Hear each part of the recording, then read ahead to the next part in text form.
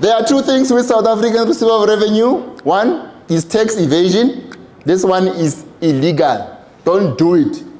Your accountant says, let's evade tax, let's do it. You must say, hey, Baba, I don't want to be arrested. Tax evasion is illegal. Tax avoidance is allowed.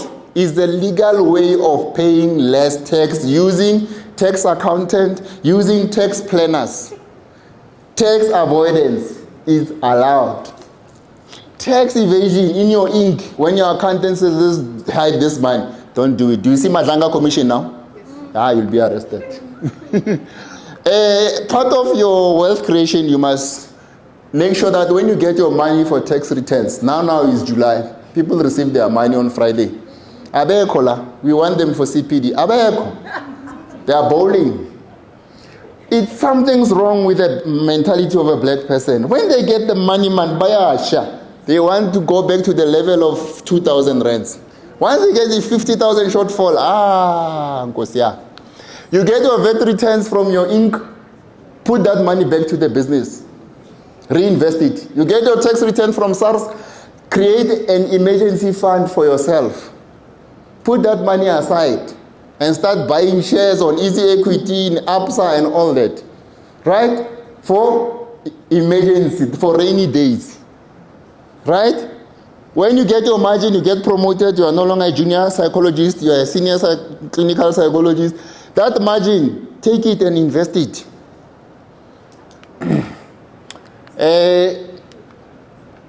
Underwritten business insurance.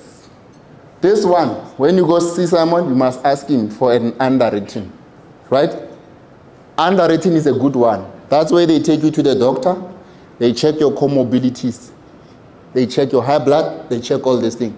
You remember the Momentum case? They nearly didn't pay that guy in Durban because he forgot to disclose something. He was not killed by that thing, but they said on the contract. But because there was too much backlash, the company ended paying. So when you see him, you must ask him for, is it underwritten, Brother Simon? If it's underwritten, you take it. Ne? I'm pleading with you. Non-underwritten is this one that you take over the phone. It's not that good, because when you die, we as the dependents, we don't have information of what was the agreement. And sometimes that company went under, the recording is not available. Ne? Don't do this to your dependents, where you are hurting them. They then come claim stage, they're running around, they're looking for this, until the children give up and the insurance doesn't pay. Right? I can't talk about this one. You know the brand. So I don't want to be sued. I'm going to talk about account credit protection. That's what I was telling you about, that you must make sure that whenever you are entering into debt agreements, have a credit protection and indicate it to your children that I've got a bond here with ABSA. Here is my bond protection plan. In the event that I die, please inform ABSA that our mother was paying for the bond, so that the house is not repossessed. Because sometimes they come and say, is there anybody in the house who's employed, who is going to take over from where your father left off? Because they know that sometimes the information didn't reach their poor wife. She was busy painting her nails. Right? This is what Simon told you about, buy and sell policy. Very important for professionals like you. You must have it. Right? Take a photo. We're moving now. We're going to the health staff. Right? This is what we call business continuity tools. You must have them so that your business can continue in the event that you die. Keyman policy. If you are empath, they've got a specialist person who's helping them with analysis of DNA. They need to insure that person. They don't even need to inform that person that you are insured. Not we are a toilet, but you are insured. You are insured. They don't need to. It's their own business continuity tools. In the event that you die as a specialist scientist, they can appoint somebody in your position and train them, and the business can continue. Don't send your wife details that, no, I found out at my work they've insured me. Hey, your wife comes to HR. Yeah, my husband was insured. He's a key man. No, that one is for the business, paid for by the practice. Right? You must take contingent liability. What is contingent liability? Me and you, we're starting a practice. Right? we are emotional, we are from university, we say, no, hamba when I faith utate a loan because you got a good credit score. I mean, I don't have a good credit score. You go and take a loan. Later in life, we fight as business people and things go hayway.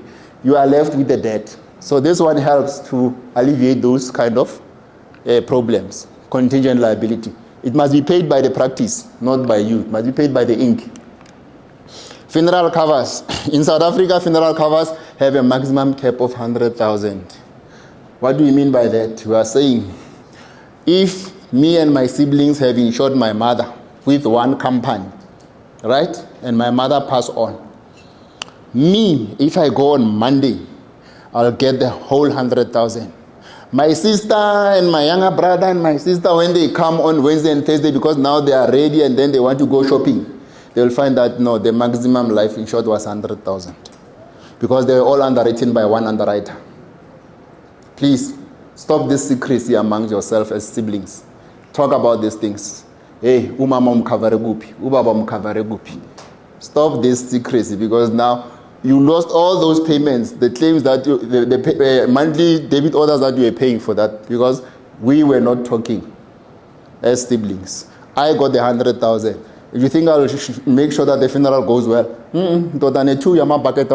I'll bring 20 liter times 2 of cakes and say, Ngabanu mama.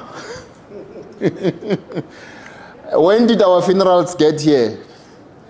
Yeah, to 500,000 and more. When? I've got a friend, he's an Afrikaner guy, he owns this business. He charges 5,000 per pigeon. Did you see when they want to be nice and then they say, Ubaba siyam khulula, then they release the pigeon. It's 5,000.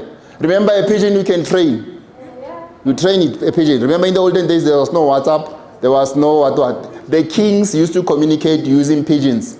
They will send a pigeon to another king and then tie some message on the leg of the pigeon and it goes there and then it comes back and so on. So he also trains them. When the funeral is to Saturday, then Thursday he goes to the graveside and then he informs his pigeons that you will find me here after the funeral. So on a good Saturday he can make 60,000. If they bury on Sunday again, he makes more money. Why? Why? For what? Okay. Assets over liabilities. Say it with me. Assets over liabilities. It must be your mantra. Every time you incur an expenditure, ask yourself a question. Is it an asset or is it a liability? Right? So here, Diamond Walk. Who do you see there? I see only black people and Indians. I don't see white people there. Why? Because we are dealing with demons. Hey, keep quiet, man. You are buying GTI. Look at this guy. He's in RTBS, in the coves. Yeah. This estate is only, to qualify to stay there, you must be a pilot. He can fly from his driveway to anywhere in South Africa. These guys, a group of farmers, they went to Nampo in the Free State. Do you know Nampo? They came in private jets. You are telling us about GTI. Stop it, man. This vehicle is 1.3 million, 30,000 a month. This one, same amount, 1.3 million. This one, you take it to Sun City. And then per month, it gives you 65,000. This one, Zogbor Espedle. Dr. Van Ban. That's the car for the doctors. When they have it, they can't sleep. This is what they pay per month. 16 point what out of the 50,000 that I told you about. Remember, there are any 50,000. Buy a dentist chair instead of a GTI. Buy a dentist chair if you're a dentist. Right?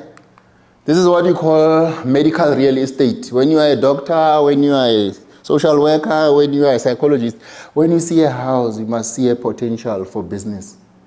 And then develop it and then have some rooms where other doctors can hire from you and you become the landlord.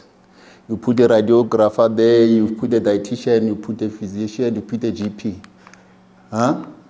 There, you put them there. They rent from you. Instead of you buying the latest Range Rover. You can make this amount per month.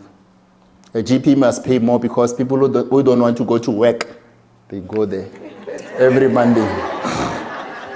Right?